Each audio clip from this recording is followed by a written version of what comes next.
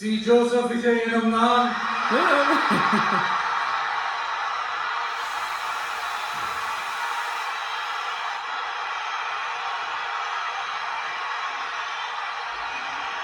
சட்டப்படி அமைக்கப்பெற்ற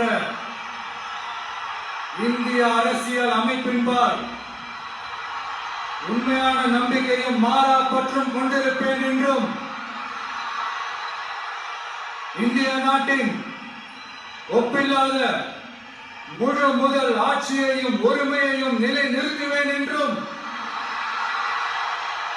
தமிழ்நாட்டு அரசின் முதலமைச்சராக உண்மையாகவும் உளச்சான்றின்படியும் என் கடமைகளை நிறைவேற்றுவேன் என்றும்